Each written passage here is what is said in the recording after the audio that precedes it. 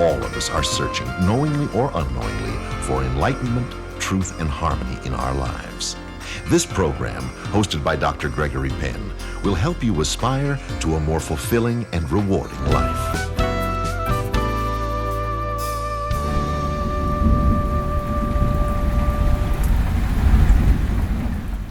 Well, welcome back to Aspire Unplugged.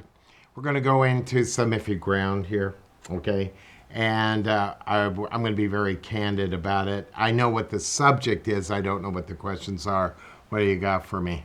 All right, let's delve into counseling. Ooh. So it's different from retreats and from Very much. workshops because you're working one-on-one with people. Right. So tell me how that differs. Differs. Counseling supporting the work I'm doing in retreats and workshops and meditation. So basically what my students get is they get a complete journal of 3 questions and one at the end of the week that I'd like to have them answer and bring to session. They have discourses that they could listen to, and there are 4 a month, and I ask them to spend a week on each discourse, so they really get it. They have commentaries, podcasts, video casts. They have satsang, which they can hear little podcast vignettes of 15 minutes of people writing me, questions that they have from all over the country, and I answer them. They have a lot. Yeah. They have a breath journal to read if they want it. They have a lot. They do. And that's not counting the TV programs. Wow. And so when they come to session, there's a very good chance they haven't done any of that. They didn't do their homework. They didn't do anything. Oh, no. No, not a homework. They didn't do anything. Yeah. And some of them are embarrassed to read their journal because it reveals, where their heads are at and everything. Sure. So it's tough. It can be very, very tough for them. Mm-hmm. And grinding, right? Because they don't want to change. They don't want anything to alter their course. They want to be fixed. They don't want to be awakened. Right. That's the bottom line. So obviously, it's not a traditional sort of counseling in any way, shape, or form. No, it's about their practice. It's about meditation. I asked them, "How are you doing through meditation? How are you doing with the discourses? Did you, did you do your journal work? What did you get from the commentaries, which are very important?" Yeah. And well, I tried to read it, or I got halfway through it, or Yeah. And one of my students said, I have to slog through, the commentaries. So, it's everybody has an opinion. Yeah. Everybody has 2 things. One's an opinion, and you know what the other one is. You have to tell me what is it? An asshole. Oh, I forgot about that. Yeah, and they're usually connected, Right. So what I try to do is help them. There's a lot of conflict in them. Yeah. They have a conflict. Everything's conflict.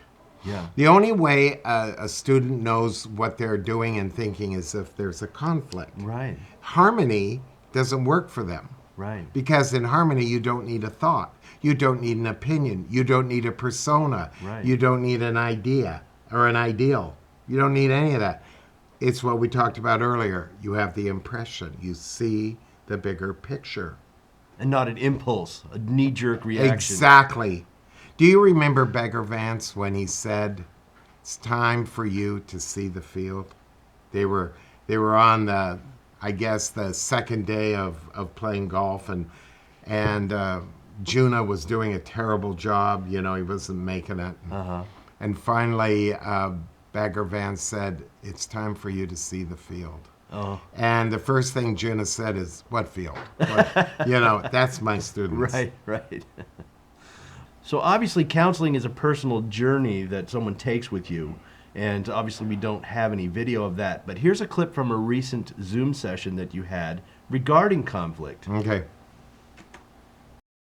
So I'm going to give you a few pointers. The first one, which is most important to start off with, is don't create conflict in your life. And if you notice, your mind can take any given situation that might present itself to you, and you can go into conflict about it.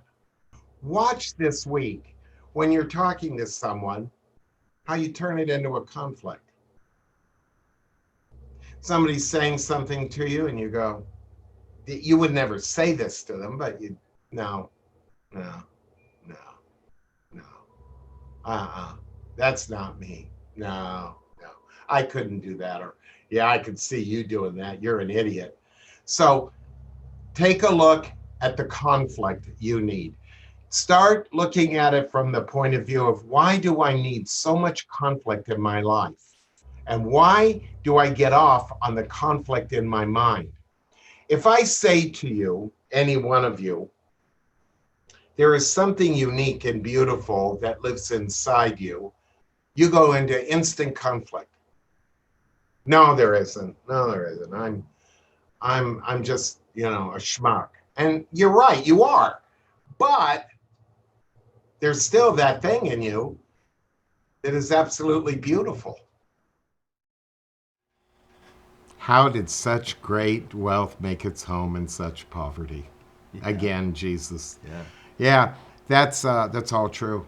What I said there is all true. The reason we need conflict is that protects our self-righteousness and our need for it. And I always tell my students, never come to some kind of conclusion about yourself. Whatever. I'm a great person, I'm not a great person. Mm-hmm. Don't come to any conclusions. Let that go. Mm-hmm. But, we're always defending a position inside of where we're always right. Mm-hmm. I'm right. My point of view is right. My opinions are right. So there's where the conflict is. Mm-hmm. And I'm not open to you telling me any different. And yet there's this beautiful thing that exists. No matter what Greg Penn thinks, says, or does, no matter how flawed he is or how confounded or confused or convoluted he is, there's that beautiful thing that he can't ignore. And it annoys him. It annoys him. So that's why I urge separation, from him. And you can be just in that beauty if you want, mm-hmm. if you seek beauty. But people aren't seekers, they're mm-hmm. getters. Mm-hmm. They only want to get, they don't want to seek. Mm. Well, that was certainly some tough love right there. And how do they respond to you calling them out like that? They don't talk much. The reason there's very little feedback. Mm-hmm. They know it's true. What are you going to say? Right. When I say don't cause conflict, you're going to call me and say, "Hey, Greg, you're wrong. I'm this one." No, they're not going to do. They know. You know. All of us know. We all know the schmuck that lives inside us. Mm-hmm. We all do. And we've all done things. I've done things. Everybody's done things we wish we hadn't done. Everybody, but that's not the sum and substance of you.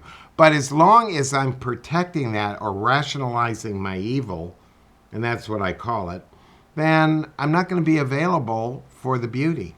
Mm-hmm. So when Jesus said, "How did such great wealth make its home in such poverty?"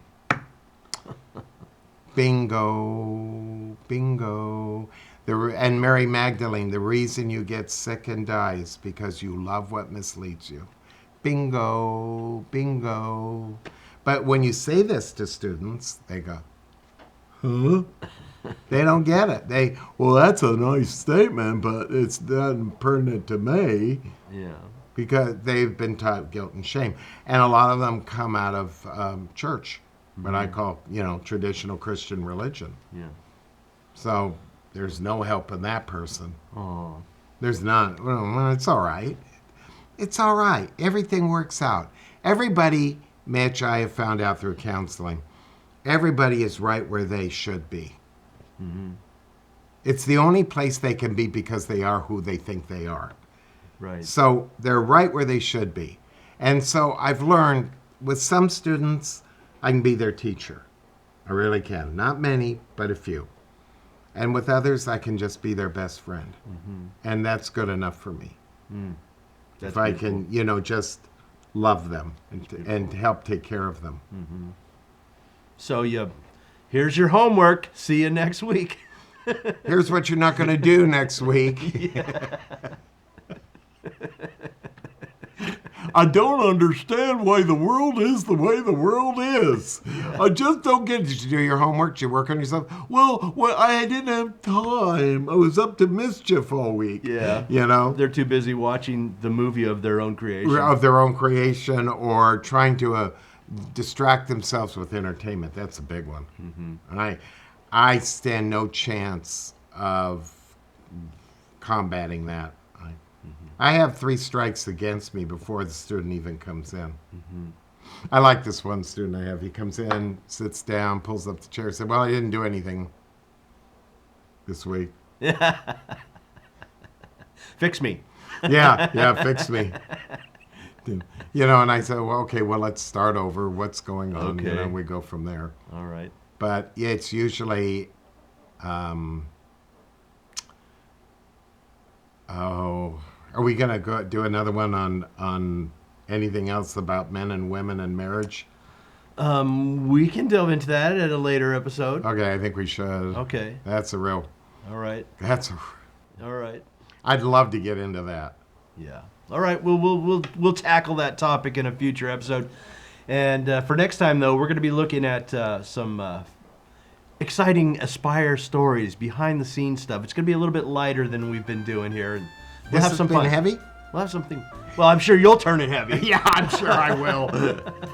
I'm sure I will. But yeah, let's do some fun stuff. You got it. I'll Thanks, wear my everybody. fun vest. We'll see you Thank next you. time.